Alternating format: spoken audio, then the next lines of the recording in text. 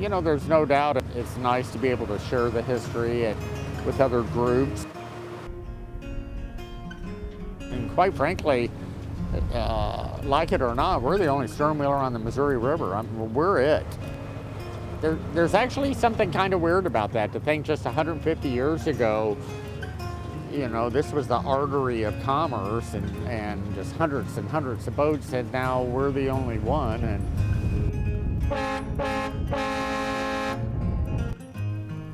Roger and Barbara Giles operate the only stern wheeler left on the Missouri River. Named after relative and noted steamboatman Joseph LaBarge, the vessel is a far cry from the steam-powered boats that dotted the river 150 years ago. Diesel engines provide power for the stern wheel. Modern GPS systems pinpoint their location within the channel. Most importantly, the river itself has changed. What was once a braided snag-filled labyrinth is now a clean, self-scouring channel, 9 feet deep and 300 feet wide, stretching for 735 miles from St. Louis, Missouri to Sioux City, Iowa. How this engineering marvel came to be and the changes to the landscape that resulted is one of the great man versus nature stories of our time. And it happened right here on the Missouri River.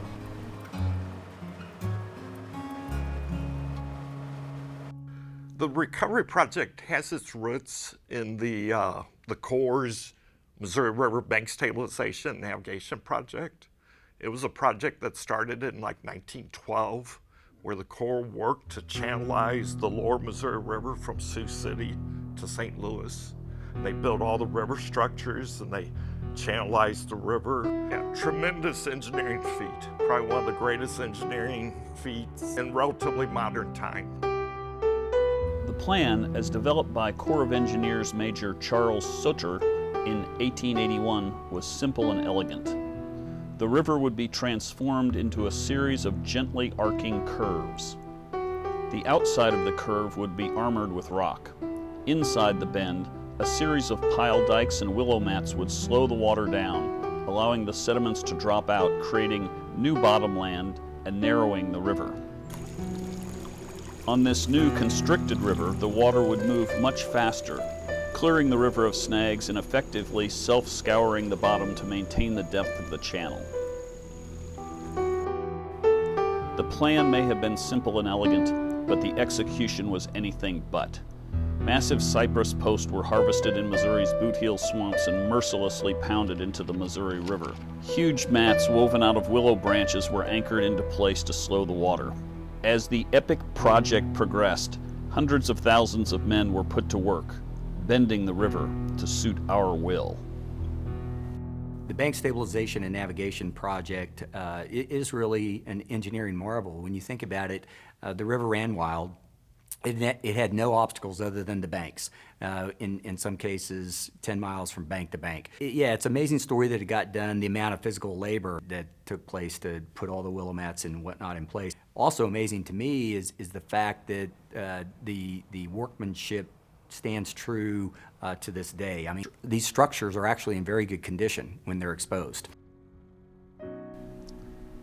But the channelizing of the Missouri River, while a heroic public works project that benefited the nation in a number of ways, did have some unintended consequences. Hundreds of thousands of acres of braided riverine habitat was transformed into rich agricultural lands. Great for the adjoining farmers who received title to these new lands, not so great for the fish and wildlife species that depended on the diverse habitats that the Wilder River offered. The great bottomland forests were gone as well. First cut by the steamboatmen to fire their boilers, the remnants were removed to create clear passage for the farmer's plow. For better or worse, the river and the landscape around it were transformed. The way the dikes and revetment structures were designed and put in place, and there's some 7,000 structures from Sioux City down to St. Louis, basically slowed down the river.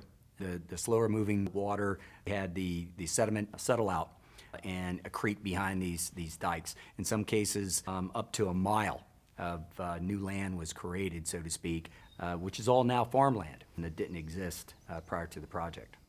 And that was one of the driving forces behind the BSNP was the landowners realized they would gain possession of that accreted land. The accretion along with the main stem reservoir construction changed the whole environment out there. It used to be that the river would flood regularly, if not annually. But once the reservoirs were built and the bank channelization was built, the flooding was reduced. And so the river has changed, and for the most part, it has changed for the better. Less flooding is safer for our lives and property. Hundreds of thousands of acres of new cropland are now in production, feeding a hungry nation. And you can take a fully loaded barge or an antique sternwheeler 735 miles from St. Louis to Kansas City, Iowa, without fear of running aground. But as our knowledge of river management has increased, we've also learned that we can, in places, allow a more natural river room to thrive for the benefit of fish and wildlife, for recreation, and for people. And it was on this more natural river that our nation's history was built.